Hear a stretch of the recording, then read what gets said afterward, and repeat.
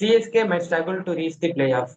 ஆமா, இந்த வீடியோ ஃபுல்லா பாத்தீங்கன்னா நான் ஏன் அப்படி சொல்றேன் அப்படின்றது உங்களுக்கு புரியும். ஸோ நானும் பிரவீனும் இன்னைக்கு என்ன டிஸ்கஸ் பண்ண போறோம் அப்படின்னா சிஎஸ்கேவோட ஃபுல் டீம் ப்ரிவியூ அனாலிசிஸ் தான் பார்க்கலாம். நம்ம வந்து பேச போறோம், அதை பத்தி தான் நம்ம பார்க்க போறோம்.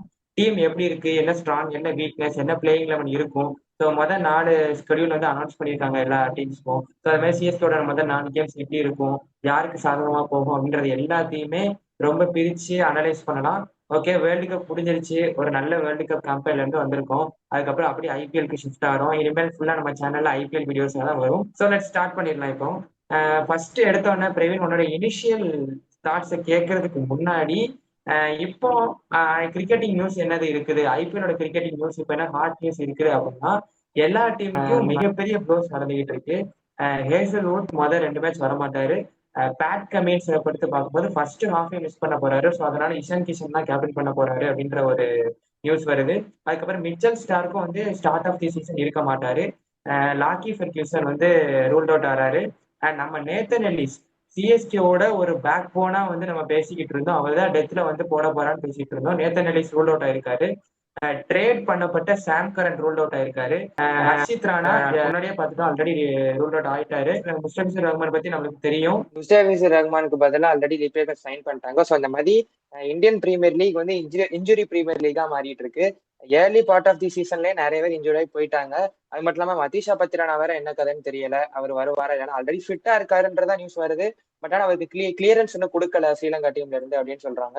ஸோ நிறைய பிளேயர்ஸ் வர்றது எல்லாமே கொஞ்சம் டவுட்ஸ்ல தான் இருக்குது. அப்படின்றத பத்தி ஸ்டார்ட் பண்ணிடலாம். இப்போ நம்ம வீடியோ நம்ம வந்து சிஎஸ்கே டீமுக்குள்ள போயிடலாம். இந்த டீம் பத்தின இனிஷியல் தாட்ஸ் என்ன பிரவீன்? ஏன்னா இந்த முதல் 4 மேட்ச் வந்து ஃபர்ஸ்ட் ராஜஸ்தானோட 30th மார்ச் ஆடுறாங்க அவே கேம். அண்ட் அதுக்கப்புறம் பிபிகேஎஸ் பஞ்சாப் கிங்ஸோட ஒரு ஹோம் மேட்ச் ஆடுறாங்க 3ஆம் தேதி. அதுக்கப்புறம் ஆர்சிபியோட ஒரு அவே மேட்ச் 5ஆம் தேதி.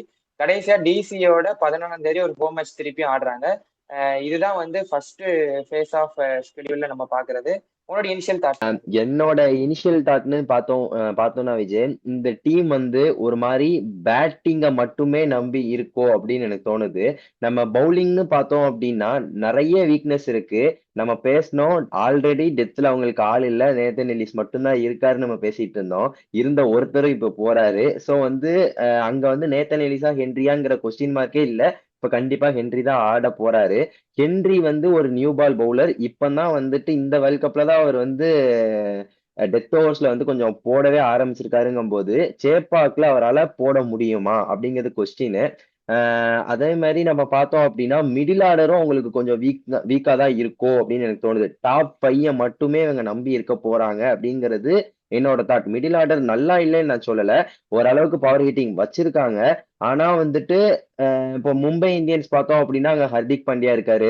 அப்படிங்க ஆர்சிபிக்கு வந்தோம் அப்படின்னா டிம் டேவிட், அதுக்கப்புறம் ரொமேரியோ ஷெப்பர்ட் எல்லாருமே இருக்காங்க. அந்த மாதிரி வந்து சிஎஸ்கேல யார் இருக்கா அப்படிங்கிறது இப்போ வரைக்கும் தெரியல. ஒரு கொஸ்டின் மார்க்கா தான் நமக்கு இருக்கு. யார் அந்த மாதிரி ஆட போறாங்கிறதும் தெரியல. டாப் 5 மட்டுமே இவங்க நம்பி இருக்க போறாங்களோ அப்படின்னு எனக்கு தோணுது. அங்க டாப் 5ல 3 பேர்ல 2 பேர் வந்துட்டு ஃபார்ம் அவுட் ஆனாலும் ரொம்ப கஷ்டப்பட போறாங்க விஜய். ஓகே, நானும் அதே ஒரு தாட்ல தான் இருந்தேன். ஏன்னா அவங்க வந்து பேட்டிங் ஹெவியா பவுலிங் வீக்கரா போற மாதிரி தெரியுது. இது வந்து ஒரு 2-3 வருஷத்துக்கு முன்னாடி ஒரு ஆர்சிபி டீம் பத்தி எடுத்து நம்ம பார்த்திருக்கோம்.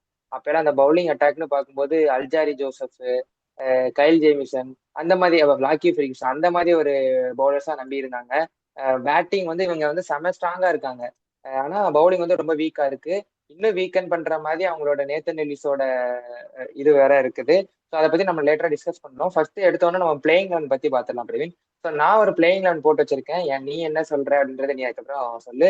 என்னோட பிளேயிங் லெவன் பார்க்கும்போது ஓப்பனர் வந்து ஆப்வியஸா சஞ்சு சாம்சன் அண்ட் ஆயுஷ் மாத்ரே.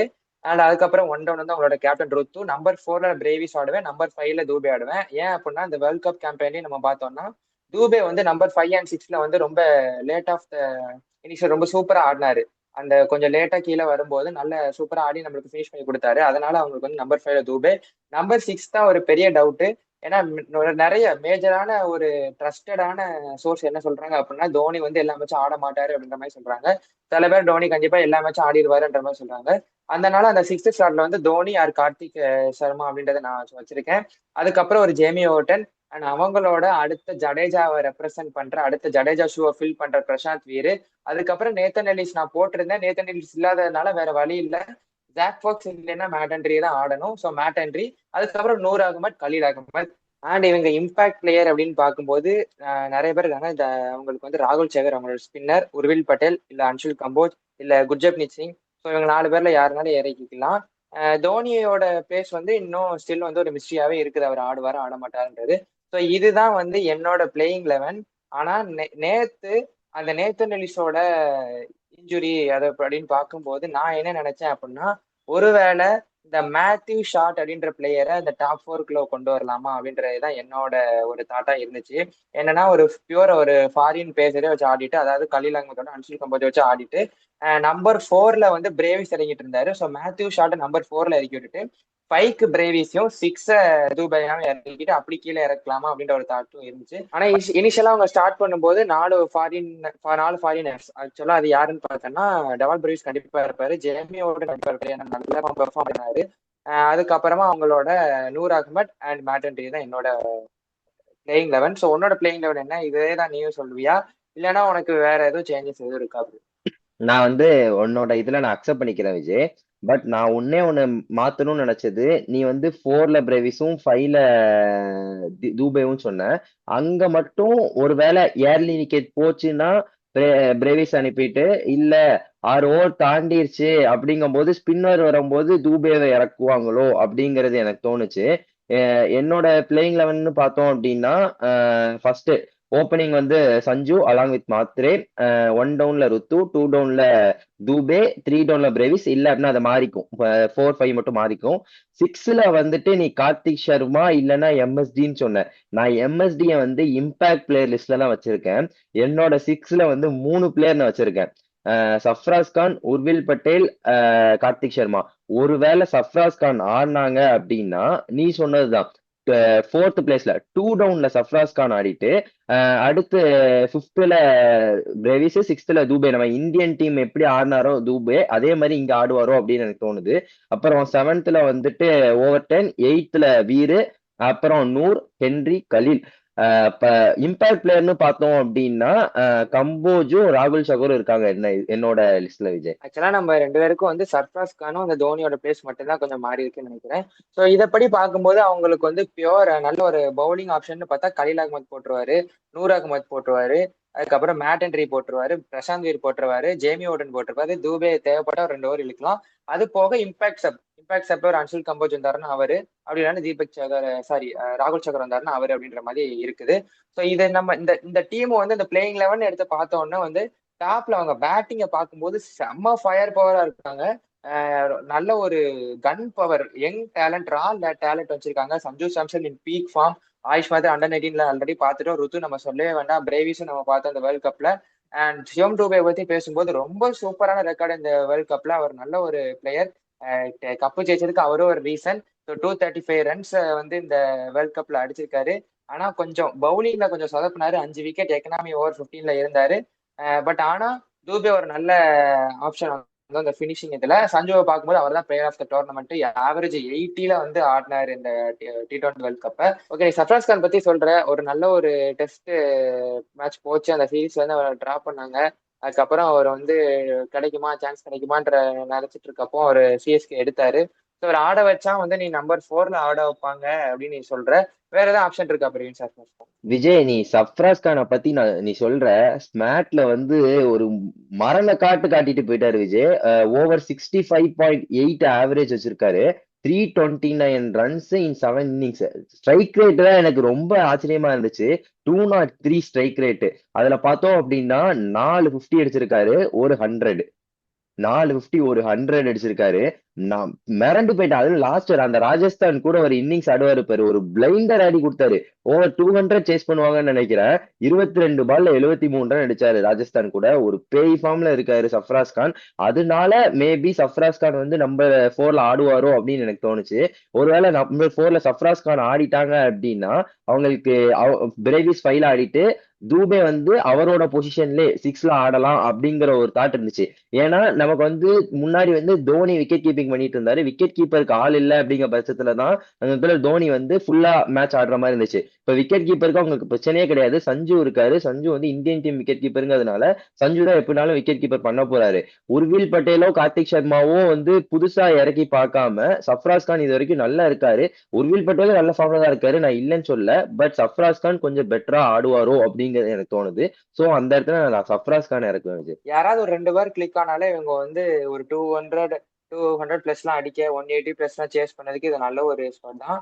ஆனா அதை திருப்பி கண்டெயின் பண்ணுவாங்களா, அவங்க பவுலிங் மூலமா கண்டெயின் பண்ணுவாங்களா அப்படின்றதுதான் ரொம்ப ரொம்ப ஒரு கஷ்டமான ஒரு கேள்வி. ஸோ மேட் ஹென்ரியை பத்தி நம்ம பேசிட்டு இருந்தோம். ஸோ மேட் ஹென்ரி வந்து நான் ஒரு டெத் பவுலர் இல்லை அப்படின்றத வந்து நம்ம பார்த்தோம். ஆமா, T20 வேர்ல்ட் கப்ல டெத் ஓவர்ஸ் நிறைய போட்டாரு. பட் ஆனா கொஞ்சம் ரன்ஸும் லீக் பண்ணாரு. ஜேக்கப் டெஃபி ஃபார்ம்ல இல்லாததுனால மேட் ஹென்ரி இறக்கணுன்ற ஒரு கட்டாயத்துல தள்ளப்பட்டாங்க. ஸோ அதனால அவர் வந்து டெத் ஓவர்ஸ் வீசினாரு. பட் ஆனால் அவரோட ட்ராக் ரெக்கார்ட் எடுத்து பார்க்கும்போது அவர் வந்து ஒரு டெத் பவுலரே கிடையாது. ஒரு நல்ல நியூ பால் பவுலர், நல்லா ஸ்விங் பண்ணுவாரு, சீம் பண்ணுவாரு, நல்லா இந்த ஷார்ட் பால்லாம் நல்லா போடுவாரு. பட் ஆனால் அவங்களோட பவுலிங் வந்து வீக் அப்படி. ஏன்னா அது மட்டும் இல்லாம பிரசாந்த் வீர ஆடினாங்க அப்படின்னா ஒரு நியூ டேலண்ட், அதாவது யாருமே இது வரைக்கும் ஒரு எக்ஸ்போஷரே கிடைக்காம ஒரு டொமஸ்டிக் கிரிக்கெட் ஆடி புதுசா வந்து வராரு. ஸோ இந்த மாதிரி ஒரு இன்எக்ஸ்பீரியன்ஸ் பவுலிங் லைனப்பை வச்சு நீ வந்து பிளே ஆஃப் வரைக்கும் போயிருவியா? கஷ்டம் தான் விஜய். நான் வந்து பிளே ஆஃப் கஷ்டம் தான் நான் சொல்லுவேன் சிஎஸ்கேக்கு. நீ சொன்ன புது புது பையன் அப்படிங்கிற மாதிரி சொன்ன. அது கரெக்டு தான். ரொம்ப ஒரு மாதிரி வீக்கர் பவுலிங் லைனப்பா இருக்கும் அப்படின்னு தோணுது. நீ பேட்டிங்கை பார்த்தோம் அப்படின்னா ஃபுல்லாமே வந்து இந்தியன் பேஸ்டு பேட்டிங்கா இருக்கு. நீ அப்படியே பவுலிங் வந்தோம் அப்படின்னா ஃபுல்லாமே வந்துட்டு ஃபாரின் பேஸ்டு பவுலிங்கா இருக்கு. 3 பவுலர் வச்சிருக்காங்க. 3 பேர் வந்து ஃபாரினர். ஓவர்டனா இருக்கட்டும், நூர் அகமதா இருக்கட்டும், மேட் ஹென்ரியா இருக்கட்டும், 3 பேருமே வந்துட்டு ஃபாரின் பவுலருங்கிறதுனால அங்க ஏதோ கஷ்டப்படுவாங்களோ அப்படின்னு எனக்கு தோணுது. ஒரு வேலை நான் இன்னொரு ஆப்ஷன் உனக்கு சொல்றேன் விஜய், நீ அதை அக்செப்ட் பண்றியான்னு எனக்கு தெரியல. மேட் ஷாட்டை டாப் ஆர்டர்ல இறக்கிட்டு ஓவர் டைனுக்கு பதிலா ராமகிருஷ்ணா கோஷை இறக்கிட்டு வரியா விஜய்? ஓகே, அதே தான் நானும் சொன்னேன். ஆக்சுவலா மேத்யூ ஷாட்டை டாப்ல ஆடலாம். ஆனா நான் என்ன நினைச்சேன்னா இவன் அவர் என்ன ஜேமி ஓட்டனை கீழே உட்காரதுக்கு பதிலா நான் மேட் ஹென்ரியை நான் உட்கார வைக்கலாம்னு சொன்னேன். ஏன் அப்படின்னா ஜேமி ஓட்டன் நல்ல ஒரு பவுலர். ஏன்னா அவர் வந்து பேட்டிங் ஆல்ரவுண்டர்னு சொல்ல முடியாது, பவுலிங் ஆல்ரவுண்டர் சொல்ல முடியாது. ஒரு டீசெண்டான ஆல்ரவுண்டர். பேட்டிங்ல நல்ல ஒரு 120 130 சைக்கிள்ல ஆட முடியும் அவரால், ஒரு ஏர்லி காலர் சொல்லுந்தா. அது மட்டும் இல்லாம பவுலிங்லயும் பொறுத்தவரை 130 to 140 நார்மலா அசால்ட்டா போடுவாரு. ஒரு 130 to 140 வந்து போடுறது வந்து ஒரு பெரிய விஷயம் தான் ஃபாஸ்ட் பவுலர்ஸ்க்கு. ஸோ அதனால போடுவாரு. ஆனா ராமகிருஷ்ணா கோஷ் எனக்கு தெரிஞ்சு அவர் வந்து இந்த வருஷம் கொஞ்சம் பெஞ்ச் பண்ணணும் அப்படின்றதுதான் நான் நினைக்கிறேன். ஏன்னா ஆல்ரெடி ஒரு நல்ல எக்ஸ்போஷர் கிடைச்சு ராகுல் சகர் ஆடப்பாங்களோன்ட்டு எனக்கு தோணுது. ஆனா இப்படி இருந்து யோசிக்கும் போது நம்ம என்ன பார்த்தோம்னா ஆல்ரெடி இவங்க வந்து பவுலிங்ல தான் வீக்கா இருக்காங்கன்ற போது இன்னும் வந்து பவுலிங் வந்து இது வீக்கர் ஆக்குற மாதிரி தான் ஆகும்னு நினைக்கிறேன். ஏன்னா ராமகிருஷ்ணா கோஷ் அவ்வளோ எக்ஸ்போசர் இல்லை. எஸ் ஓகே, அவர் வந்து டொமஸ்டிக் நல்லா ஆடி இருக்காரு. எஸ் ஓகே, உன்னோட கருத்து. நான் ஒண்ணு கேட்க விஜய். போன சீசன் பார்த்தோம் அப்படின்னா அன்ஷுல் கம்போஜ பெஞ்ச் பண்ணிட்டு முகேஷ் சௌத்ரி ஆடினாங்க. அதே மாதிரி இவரும் வந்து ஒரு மகாராஷ்டிரா பிளேயர் தான், நம்ம ருத்துக்கு கீழே ஆடக்கூடிய பிளேயர் தான். அப்படிங்கும்போது நீ அதுல ஏதாவது ராமகிருஷ்ணா கோஷுக்கு வாய்ப்பு இருக்குமா யோசிக்கியா? ஏன்னா மேத்யூ ஷாட்டை மேல ஆடிட்டு லைக் ஃபார் லைக் ரீப்ளேஸ்மெண்ட் தான். ஓவர் டெனுக்கு லைக்கா வந்து ராமகிருஷ்ணா கோஷை நம்ம ஆடலாம் அப்படிங்கிறதுனால ஏதாவது வாய்ப்பு இருக்கும்னு நினைக்கிறியா? இப்படி யோசிச்சு பார்த்தாங்கன்னா சான்ஸ் இருக்குது. ஏன்னா நம்ம போன வாட்டி பார்த்தோம், அன்ஷல் கபோஸ் நல்ல டேலண்ட். அவர் உட்கார வச்சுட்டு முகேஷ் சௌத்ரி ஆடி நிறைய ரன்ஸ் லீக் பண்ணாங்க. ஸோ நம்ம பவுலிங் லைனப்பை பார்த்து பார்க்கும்போது பிரவீன், இவங்க போன சீசன் எடுத்து பார்த்தோம் அப்படின்னா நல்ல ஒரு ஸ்டார்ட் கிடைச்சது. கலீல் அகமது வந்து ஏர்லி விக்கெட்ஸ் எடுத்தாரு. அதுக்கப்புறம் ஒரு எண்ட் ஆஃப் தி பவர் பிளேல வந்து ரவி அஸ்வின் போடுவாரு. அதுக்கப்புறம் நூர் அகமது வந்து ரொம்ப எக்கனாமிக்கல் பவுலரா இருந்தாரு. ஏன் அப்படின்னா நூர் அகமது கூட பால் ஷேர் பண்ற பவுலர் நல்லா போடுவாரு. இவரு போட்ட இந்த எக்கனாமிக் ஓவர்னால அடுத்த ஓவர் விக்கெட் கிடைக்கும். அப்படி இல்லைன்னா அவங்க கொடுக்குற ப்ரெஷர்னால இவருக்கு விக்கெட் கிடைக்கும். அந்த இடத்துல ஜடேஜா இருந்தாரு, அஸ்வின் போட்டாரு. ஸோ இல்லைன்னா பத்திரானா வந்து ஒரு 10வது ஓவர் 11 ஓவர் வந்தாரு, அவரு வந்து ஒரு இம்பாக்ட் கிரியேட் பண்ணாரு. இப்போ நூர் அகமது கூட போடுறதுக்கு, நூர் அகமத ப்ரெஷர் ஃப்ரீயா ஆட வைக்கிறதுக்கு ஏதோ பவுலர் இருக்காங்களான்னு கேட்டா கண்டிப்பா இல்ல. பிரசாந்த் வீர என்ன எப்படி ஆடுவாருன்றது நமக்கு தெரியாது. ராகுல் சகர் ஆடாருன்னா அவரும் இவருக்கு வந்து சப்போர்ட் பண்ணுவாரான்றது தெரியாது. தூபே எப்படி போறான்றது தெரியாது. ஸோ அப்படின்னால மிடில் ஓவர்ஸ்ல இவங்க ஏதோ அடி வாங்குவாங்களோ அப்படின்றது எனக்கு தோணுது. அதுக்கப்புறம் நம்ம கலீல் அகமது எடுத்து பார்த்தோம்னா நல்ல விக்கெட்ஸ் எடுத்திருக்காரு. பட் ஆனா மேட்ச் 35 to 40 ரன்ஸ் அவர் வந்து கன்சீட் பண்ணியிருக்காரு. T20 எடுத்து இப்ப பார்க்கும்போது ஒரு 4 overs 38 for 2 அப்படின்னா நல்ல ஒரு ரன்ஸ் தான். ஆனா அந்த எக்கனாமிக்கல் பவுலர் அப்படின்றது இந்த டீம்ல பார்க்கும்போது எனக்கு தெரிஞ்சு இப்போதைக்கு நூர் ரஹ்மான் மட்டும் தான் இருக்காரு பிரவீன். அதனால எனக்கு தெரிஞ்சு அந்த மிடில் ஆர்டர்ல கஷ்டப்படுவாங்களோ பவுலிங்ல அப்படின்றது எனக்கு தோணுது. கரெக்ட் தான் விஜய். நீங்க நம்ம மும்பை பார்த்தோம் அப்படின்னா பும்ரான்னு ஒரு பவுலர் வச்சிருக்காங்க. அதே மாதிரி நம்ம ஆர்சிபி பார்த்தோம்னா ஜேஸ் ஹேசல்வுட் மாதிரி ஒரு பவுலர் வச்சிருக்காங்க. அந்த மாதிரி நமக்கு இங்க எக்கனாமிக்கல் பவுலர்னு யாரு இருக்கா தெரியல. இப்போதைக்கு இப்போ இப்ப எல்லாரும் சொல்லுவாங்க நூர் அகமதால போட முடியும் அப்படின்னு சொல்லுவாங்க. கலீல் அகமதால போட முடியும்னு சொல்லுவாங்க. ஆனா இப்போ நம்ம பும்ரா ஹேசல்வுட் மேல வச்சிருக்க ட்ரஸ்ட் வந்து இவங்க மேல வைப்போமாங்கிறது தெரியல. அப்படிங்கும்போது அந்த ரோலை யாரு பண்ண போறா, 4 ஓவர்ல 30 ரன் 25 ரன்ங்கிறது யாரு கொடுக்க போறாங்கிறது தெரியல. சோ வந்து இப்போ வந்து இவங்க 220 அடிச்சாலும் அது ஆப்போனன்ட் டீமால ஈஸியா சேஸ் பண்ண முடியும்னு தான் நினைப்பாங்க. அந்த 4 ஓவர் நறுக்குன்னு போடுறதுக்கு இவங்களுக்கு வந்து ஆள் இல்ல அப்படின்னு தான் நான் சொல்லுவேன். நேத்தன் எலிஸை பத்தி நம்ம சொல்லியே ஆகணும் விஜய். இந்த வருஷம் வந்து ரூல்ட் அவுட் ஆயிருக்காரு ஹாம்ஸ்ட்ரிங் இன்ஜுரினால.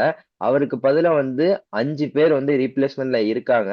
5 பேர் யாரெல்லாம் பார்த்தோம் அப்படின்னா லெஃப்ட் ஆர்ம் பேசர் ஜாசன் பேரன்ட்ராஃப் இருக்காரு, சமர் ஜோசப் இருக்காரு, அல்ஜாரி ஜோசப் இருக்காரு, ஜெரால் கோட்ஜி இருக்காரு, அப்புறம் ஃபசலக் ஃபருக்கி இருக்காரு. இப்போ வந்து இப்போ இந்த ரூல் படி பார்க்கும்போது அந்த ரேப் ஷீட்ல இருக்கிற பவுலர்ஸ் மட்டும் தான் அந்த ரீப்ளேஸ்மெண்ட்ஸ் மட்டும் தான் நம்ம எடுக்க முடியுன்ற ஒரு கட்டாயமும் வந்திருக்கு. ஸோ அதனால வந்து வெளியில இருக்கிற டேலண்ட்ஸையும் நம்ம கொண்டு வர முடியாது. அந்த ரேப் ஷீட்ஸ்ல யாரெல்லாம் அவைலபிளா இருக்காங்களோ அவங்கள மட்டும் தான் எடுக்க முடியும். அப்படிங்கிற மேல ரொம்ப ரீசோர்ஸும் இல்லை. ஸோ அதனால ரொம்ப இப்போ வந்து கேகேஆர் எடுத்து பார்த்தோம்னா அவங்க வந்து ரொம்ப கிளவரா ஏர்லியாவே ப்ளீசிங் உஷாரானியை வந்து சைன் பண்ணிட்டாங்க. சூப்பர் கேம்பெயினா போச்சு அவருக்கு இந்த வேர்ல்ட் கப். இந்தியாலையும் சூப்பரா பெர்ஃபார்ம் பண்ணாரு. அவரை வந்து சைன் பண்ணிட்டாங்க. பட் ஆனா சிஎஸ்கே என்ன பண்ண போறாங்க அப்படின்றதுதான் ரொம்ப கிளவரா டிசிஷன் எடுத்து ஆகணும். ரொம்ப கஷ்டமான ஒரு விஷயம் தான். என்ன பண்றாங்கன்றத பார்க்கலாம். அடுத்து இந்த டீமோட ஸ்ட்ரென்த் அண்ட் வீக்னஸ் பத்தி பேசலாம். இவங்க ஸ்ட்ரென்த்னு எடுத்து பார்க்கும் வச்சு பார்த்தோம்னா எடுத்தோடனே நம்ம வந்து பேசுறது வந்து சஞ்சு சாம்சன் அப்படின்னு தான் சொல்லலாம். சூப்பரான ஒரு வேர்ல்ட் கப் கேம்பெயின்ல இருந்து வந்திருக்காரு. பிளேயர் டோர்னமெண்ட் 80 ஆவரேஜ் வருவாரு. நம்ம ஆல்ரெடி போன வீடியோல இதுக்கு முன்னாடி ஒரு வீடியோல சொல்லியிருந்தோம். சேப்பாக்ல இவரோட ட்ராக் ரெக்கார்ட் ரொம்ப கம்மியா தான் இருக்குது. இவரோட ஆவரேஜே வந்து 12 அந்த மாதிரி தான் இருக்கு அப்படின்றத நம்ம பார்த்தாலும் அது வந்து ராஜஸ்தான் பிளேயரா இருக்கும்போது விசிட்டிங் ஒரு டீமா வரும்போது அது இருக்கலாம். பட் ஆனா 7 மேட்ச்ல இருந்து 8 மேட்ச் வரைக்கும் இவர் வந்து இங்கதான் ஆட போறாரு அப்படின்னு போது கண்டிப்பா ஒரு நல்ல கேம்பெயின்ல இருந்து வராரு. அதை கண்டினியூ பண்ணலாம். அதுதான் இவங்களோட மேஜர் ஸ்ட்ரென்த்தா இருக்கும். அதுக்கப்புறம் இவங்களோட ஆயுஷ் மாத்திரே அவர் வந்து பீக் அண்டர் 19 கேம்பெயின்ல இருந்து வந்தாரு. ஸோ அண்டர் 19ல அவர் கப்பும் ஜெயிச்சு கொடுத்தாரு. அதுக்கப்புறம் பார்த்தோம் அப்படின்னா சிவம் துபே நம்ம சொன்ன மாதிரி கப்படிக்கிறதுக்கு அவ்வளவு முக்கியமான ரீசன். இது எல்லாத்துக்கும் மேல தல தோனியோட ஒரு கைடன்ஸ் கீழே இந்த எல்லா பிளேயர்ஸும் ஆட போறாங்கன்றதே ஒரு தனி ஒரு அட்வான்டேஜா இருக்கும் இந்த டீம்ல. இந்த வீக்னஸ்ன்னு எடுத்து பார்க்கும்போது நம்ம ஆல்ரெடி பேசுனது போல இன்எக்ஸ்பீரியன்ஸ்டு ஒரு மிடில் ஆர்டர். இப்போ நம்ம வந்து பார்த்தோம்னா பிரசாந்த் வீரன் நம்ம எடுத்து ஆடிட்டோம் அப்படின்னா அவரு வந்து ஒரு ஃபினிஷிங் ரோல்ல தான் வருவாரு. இந்த பேக் எண்ட் ஆஃப் தி இந்த டீம்ல தான் இருப்பாரு அப்படிங்கிற பார்க்க முடியாச்ச ஒரு இன்எக்ஸ்பீரியன்ஸ் அங்க தெரியுது. ஆனா இவங்களோட பவுலிங் வந்து ரொம்ப ரொம்ப வந்து ஒரு வீக்கா இருக்குது. அது மட்டும் இல்லாம ப்ரெஷர், இந்த அன்கேப்டு பிளேயர்ஸ் மேல ஒரு ப்ரெஷர் இருக்குது. கேப்டன் மேலே எனக்கு தெரிஞ்ச ஒரு ப்ரெஷர் இருக்கும்னு நினைக்கிறேன். ஏன்னா இந்த டீமை வந்து ஒரு கோர்வையா இழுத்து கொண்டு போகணும். இங்க இந்த இடம் இப்படி இருக்குது, பேட்டிங் எப்படி இருக்கு அப்படின்னா பவுலிங் இங்க இருக்குது. ஸோ இதை ரெண்டுமே சமமா ஆக்கணும் அப்படின்னா கேப்டனுக்கும் வந்து ருத்துக்கும் ஒரு கஷ்டமான வேலை தான். என்ன பண்ண போறாங்கன்னு பார்க்கலாம். உன்னோட தாட்ஸ் என்ன பிரவீன் இந்த டீமோட? நீ சொன்னதை வந்து நான் அக்செப்ட் பண்ணிக்கிறேன் விஜய். இவங்களோட ஸ்ட்ரென்த்னு பார்த்தோம் அப்படின்னா கண்டிப்பா இவங்களோட பேட்ஸ்மேன் தான். அதுவும் மெயினா வந்து டாப் ஆர்டர் பேட்ஸ்மேன்ஸ். நம்ம 5 பேர் எடுத்திருக்கோம். 5 பேருமே வந்து பேய் ஃபார்ம்ல இருக்காங்க. கண்டிப்பா பிரவிஸா இருக்கட்டும், தூபேவா இருக்கட்டும், சஞ்சுவா இருக்கட்டும், எல்லாருமே வந்து சரியான ஃபார்ம்ல இருக்காங்க. அப்படியே கீழே பார்த்தோம் அப்படின்னா அவங்களோட வீக்னஸே அங்கதான் இருக்கு. நூர் அகமத்தை தாண்டி மித்த யாருமே வந்துட்டு எனக்கு வந்து பவுலிங்ல எனக்கு நம்பிக்கையே இல்லை. நான் இன்னொன்னு சொல்லணும் அப்படின்னா நூர் அகமதுக்கு மேலே வந்து எனக்கு கொஞ்சம் நம்பிக்கை குறைஞ்சிட்டு. ஆப்கானிஸ்தான் டீமே வந்துட்டு நூர் அகமதை ட்ரஸ்ட் பண்ணி அவங்கள வந்து இறக்கல அப்படின்னு தான் நான் சொல்லுவேன். இறக்குன ஒரு மேட்சோ 2 மேட்ச்லயும் வந்து ரன்ஸுக்கு போனாரு. அந்த சவுத் ஆப்பிரிக்கா மேட்ச்ல வந்து பேட்டிங்ல சூப்பரா விளையாண்டாரு. ஓகே, சூப்பர் ஓவர் போச்சுன்னா அது காரணமே நூர் அகமத் தான். ஆனா பவுலிங்ல அவ்வளவு பெர்ஃபார்ம் பண்ணல. வேர்ல்ட் கப்ல இருக்கட்டும் அவருக்கு ஆப்பர்ச்சுனிட்டிஸும் கிடைக்கல. அப்படிங்கும்போது ஐபிஎல்ல எப்படி பண்ணுவாருங்கிறது ஒரு கொஸ்டின் மார்க் தான். ஸோ இவங்களோட பவுலிங் வந்துட்டு மிக ரொம்ப ரொம்ப வீக்னஸா இருக்குமோ அப்படின்னு எனக்கு தோணுது. 200+ அடிச்சாலும் ஆப்போசிட் டீமால வந்து அதை சேஸ் பண்ண முடியும். அந்த மாதிரி ஒரு பவுலிங் தான் வச்சிருக்காங்க.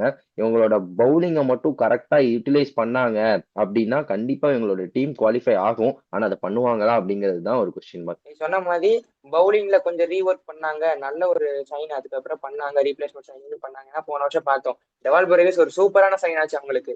ஸோ அத மாதிரி நல்ல ஒரு ரீப்ளேஸ்மெண்ட் சைன் பண்ணாங்க அப்படின்னா இந்த டீம் வந்து பிளே ஆஃப் குவாலிஃபை ஆகும்னு நினைக்கிறேன்.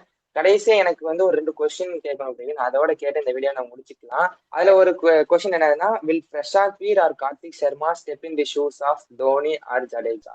நம்ம வந்து இது வந்து தனித்தனி இதாதான் விஜய் பார்க்கணும். இப்போ வந்து நம்ம அவங்களோட பிரைஸ் இல்ல இவங்களோட ரீப்ளேஸ்மெண்ட் அப்படின்னு எடுத்து அந்த பசங்க மேல ப்ரெஷர் போடுறதை தாண்டி இந்த பையன் வந்து நார்மலா விளாண்டாலும் அவன் வந்துட்டு கீப்பர் தான் பண்ண போறான். இந்த பையன் வந்து எப்படி பார்த்தாலும் அந்த லெஃப்ட் ஹேண்ட் ஆஃப் ஸ்பின் போட தான் போறான். அப்படிங்கும்போது அவனோட ஓகே, அதை நான் ஒத்துக்கிறேன். பட் ஆனா என்னதான் இருந்தாலும் நம்ம வந்து சீனியர் பிளேயர்ஸே வந்து ஹை பிரைஸ்ல போகும்போது அவங்க லாஸ் ஆயிருக்காங்க. நிறைய இடத்துல பெர்ஃபார்ம் பண்ணல. ஏன்னா வெங்கய்யா ஐயரை பார்த்திருக்கோம், இதுக்கு முன்னாடி பென் ஸ்டோக்ஸ் பார்த்திருக்கோம், ஸ்டார்க் பார்த்திருக்கோம். அவங்களாம் அந்த ஹை பிரைஸ்ன்னு சொல்லி சொல்லி அவங்க வந்து பெர்ஃபார்ம் பண்ணல. இவங்க வந்து ஒரு அன்கேப்டு பிளேயர் வேற. ஒத்துக்கிறேன், நல்ல ஒரு கீப் பண்ணுவாங்க, ஆனா அவங்களோட ஷூஸ், அதாவது தோனியோட ஸ்டெம்பிங் எல்லாம் பார்ப்போம், அந்த மைல்டு செகண்ட்ல அடிப்பாரு. அது மட்டும் இல்லாம ஜடேஜாவை பார்ப்போம். ஜடேஜா வந்து பேட்டிங் பவுலிங் கான்ட்ரிபியூஷனை தவிர ஃபீல்டிங் கான்ட்ரிபியூஷன் ரொம்ப அதிகமா இருக்கும். நல்ல ரன் அவுட்ஸ், குயிக் த்ரோஸ், அதெல்லாம் நல்ல கேட்ச் எல்லாம் இருக்கும். ஸோ அதை இவங்க வந்து ஈடுகட்டுவாங்க. ஓரளவுக்காச்சும் மேட்ச் பண்ணுவாங்களா? அதாவது நார்மலா பேசும்போது இவங்க வந்து லைக் ஃபார் லைக் ரீப்ளேஸ்மெண்ட்ங்கிற மாதிரி தான் சொன்னாங்க. ஓகேவா? ஆனா நம்ம பார்த்தோம் அப்படின்னா ஜடேஜாக்கு ஈக்குவலா யாராலுமே இந்தியன் டீம்ல யாராலுமே ஃபீல் பண்ண முடியாது. நம்ம அதை அக்செப்ட் பண்ணி தான் ஆகணும். விராட் கோலி, ஹர்திக் பாண்டியாவாலுமே ஜடேஜாக்கு ஈக்குவலா ஃபீல் பண்றது கஷ்டம். ஏன்னா அவரோட த்ரோஸ் எல்லாம் வந்து புல்லட் மாதிரி வரும். அப்படிங்கும்போது அவர் ஃபீல்டிங்க யாராலுமே மேட்ச் பண்ண முடியாது. மேபி அந்த பவுலிங் பேட்டிங்ல பிரசாந்த் வீரால கான்ட்ரிபியூட் பண்ண முடியலாம். அதுவும் வந்து முடியலான்னு தான் சொல்ல முடியுமோ தவிர கன்ஃபார்மா எதுவுமே நம்ம சொல்ல முடியாது. அது வந்து வரப்போதுதான் தெரியும். அதே மாதிரி நீங்க கீப்பர் பத்தி பேசும்போது கார்த்திக் சர்மா வந்துட்டு கீப் பண்ணுவாராங்கிறதே ஒரு கொஸ்டின் மார்க் தான். சஞ்சு சாம்சன் இருக்கும்போது கார்த்திக் சர்மா வந்து கீப் பண்ணுவாரானே தெரியல. பண்ணாலும் தோனி அளவுக்குல வேர்ல்டுல தோனி அளவுக்கு கீப்பர் இல்லைன்னு தான் நான் இப்ப சொல்லுவேன். அப்படிங்கும்போது இந்த பையனால பண்ண முடியுமாங்கிறது தெரியல. மேபி ட்ரை பண்ணலாம். ஓகே, நல்லா பண்ணணும் அப்படின்றதுதான் நம்மளோட ஆசையாகவும் இருக்கும். அண்ட் அடுத்து ஒரு ஃபைனல் கொஸ்டின் என்னன்னா, ஒரு பெரிய மிஸ்டேக் பண்ணிட்டாங்களா ஜட்டு அண்ட் சாம் கரனை ட்ரேட் ரிலீஸ் பண்ணி? இப்ப சாம் கரன் கூட பிரச்சனை இல்லை, ஓகே ரூல்ட் அவுட் ஆயிட்டாரு அப்படின்ட்டு கொஞ்சம் மனசை தேத்திக்கலாம். ஆனா ஜட்டுவை ரிலீஸ் பண்ணி ஒரு பெரிய தப்பு பண்ணிட்டாங்களா? ஏன்னா நம்ம ஆல்ரெடி பேசுற ஒரு இன்எக்ஸ்பீரியன்ஸான பவுலிங் அட்டாக் அப்படின்ட்டு. இன்னும் இது வந்து ஒரு பெரிய ப்ளோ ஆகுமா இல்லைன்னா என்ன? கண்டிப்பா விஜய், ஜட்டுவை வந்து ரிலீஸ் பண்ணிருக்க கூடாது. எப்படினாலும் இன்னும் ஒரு 4-5 வருஷம் விளையாட மாட்டாரா விஜய்? இத்தனை வருஷம் வந்து இந்த டீமுக்கு விளையாண்டு கொடுத்துருக்காரு. அப்படிங்கும்போது நம்ம வந்து 43 வயசு ஆச்சு டோனியவே அவங்க இன்னும் ரிலீஸ் பண்ணல. அவங்க வந்து இன்னும் டீம்ல விளையாண்டுட்டு தான் இருக்காருங்கும் போது இத்தனை வருஷம் டீமுக்கு வந்து இவ்வளவு எஃபர்ட்ஸ் போட்டிருக்காரு. நான் வந்து எமோஷன்ஸை நீங்க தூர வச்சிடணும். அது நான் ஒத்துக்கிறேன். எமோஷன்ஸ் இப்போ வந்து ஆர்சிபி வந்து சிராஜை விட்டாங்க, அந்த பிளேஸுக்கு மேல வேற பவுலர் கொண்டு வந்து இந்த கப் அடிச்சிட்டாங்க. ஓகே, நான் அக்செப்ட் பண்ணிக்கிறேன். பட் வந்து ஜடேஜா வந்து அவரோட ஸ்டாக் இன்னும் தீரலையே. அவரால் இப்பவும் பவுலிங் போட முடியும், இப்பவும் பேட்டிங் பிடிக்க முடியும், இப்பவும் அந்த கன் ஃபீல்டிங் இப்போ வரைக்கும் அவர்கிட்ட இருக்குங்கும் போது நீங்க அவரை ட்ரேட் பண்ணணும்னு எனக்கு தெரியல. சாம் கரனை பத்தி நீ பேசின விஜய், சாம் கரன் வந்து நம்ம ட்ரேட் பண்ணும்போதே சொன்னோம் நல்ல பிளேயர் அவரு. இப்போ டெசர்ட் வைப்பர்ஸ் கூட கப் அடிச்சு கொடுத்தாரு. அப்படிங்கும்போது நல்ல பிளேயருங்கிறத தாண்டி நல்ல கேப்டன், நல்ல சீனியர் பிளேயர் ஆயிட்டாரு. அப்படிங்கிறதுனால அவரு கூட நிறைய மேட்ச் ஜெயிச்சு கொடுத்தாரு வேர்ல்டு கப்ல. கண்டிப்பா விஜய் 2022 2021 சம்திங் ஏதோ வேர்ல்ட் கப்ல பிளேயர் ஆஃப் த டோர்னமெண்ட்லாம் வாங்கினாரு. அப்படிங்கிறதுனால இப்போ இந்த வருஷம் வேர்ல்ட் கப்ல கூட இங்கிலாந்துக்கு சாம் கரன் அண்ட் வில் ஜாக்ஸ் மட்டும் தான் பெர்ஃபார்ம் பண்ணியிருக்காங்க. இவ்வளவு தூரம் வந்துட்டு இங்கிலாந்து வந்தாங்க அப்படின்னா அதுக்கு காரணம் சாம் கரனும் வில் ஜாக்ஸும் அப்படி மட்டும்தான். நீங்க வந்துட்டு ஒரு பிளேயரை வந்து 1 வருஷம் 2 வருஷத்துல நீங்க விடக்கூடாது. ஒரு அளவுக்கு பெர்ஃபார்ம் பண்ணாரு அப்படின்னா அவரை ரீடைன் பண்ணி வச்சிருந்திருக்கலாம். சாம் கரனை தாண்டி இத்தனை வருஷம் பெர்ஃபார்ம் பண்ணியிருக்காரு ஜடேஜா.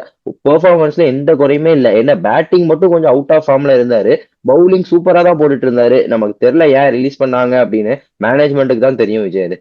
அந்த வீடியோ முடிக்கும் போது ஒரு முக்கியமான செக்மெண்ட், இந்த டீம் பிளே ஆஃப்க்கு போவாங்களா எல்லாத்தையுமே கணக்குல வச்சுட்டு, நேத்தன் எல்லிஸ் ஆட மாட்டாரு, இந்த ஸ்ட்ரென்த் அண்ட் வீக்னஸ் இதெல்லாம் வச்சுட்டு இந்த டீம் பிளே ஆஃப்க்கு போவாங்களா? அப்படி போவாங்க இல்ல போக மாட்டாங்கன்னா எத்தனை சான்ஸ் இருக்கும்? எனக்கு தெரிஞ்சு இப்போ வரைக்கும் நம்ம இப்போதான் வந்து ஃபர்ஸ்ட் வீடியோவே சிஎஸ்கே பத்தி தான் பண்றோம்.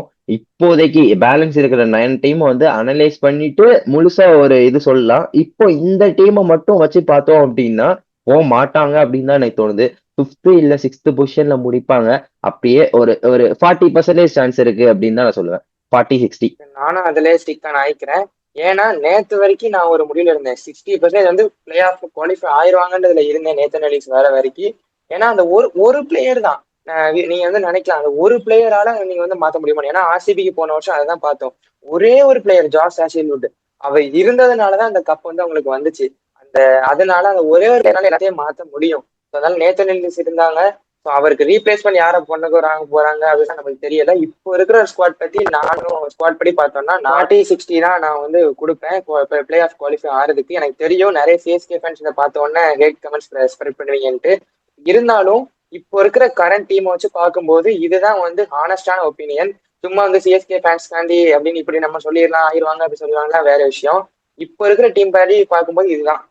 பேட்டிங் ஆர்டரை மட்டுமே ஒரு டீம் வச்சு ஒரு டீம் வந்து பிளே ஆஃப் போவாங்களா அப்படின்றதான் கஷ்டம். ஆனா இந்த டீம் பிளே ஆஃப் குவாலிஃபை அடிச்சிட்டாங்கன்னா அது ஒரு பெரிய மிராக்கிளா கூட இருக்கலாம்.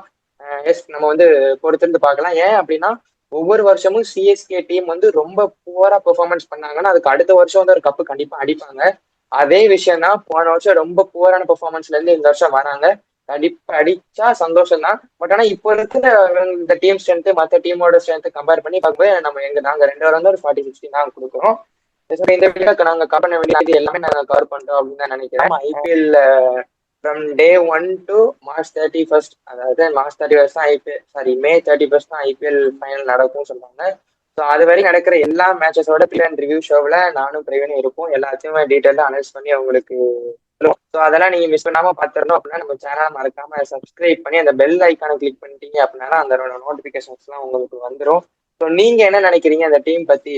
நீங்க வந்து சிஎஸ்கே ஃபேனா இருந்தீங்க அப்படின்னா நீங்க வந்து ஜடேஜாவை வந்து ட்ரேட் பண்ணியிருப்பீங்களா? அப்படி இல்லைன்னா நேத்தன் எல்லிஸோட ரீப்ளேஸ் பண்ணா நீங்க யாரை சைன் பண்ணுவீங்க? பிளே ஆஃப் குவாலிஃபை ஆகிறதுக்கு என்னென்ன சான்ஸ், எத்தனை பெர்சன்டேஜ் சான்ஸ் இருக்கு அப்படின்றதெல்லாம் நீங்க வந்து கீழே கமெண்ட் பண்ணுங்க. ஸோ நாங்க 2 பேரும் பார்த்து தெரிஞ்சுக்கிறோம். நானும் பிரவீனும் உங்களை அடுத்த வீடியோல சந்திக்கிறோம். Until then it's bye from me, Vijay and Praveen. Bye.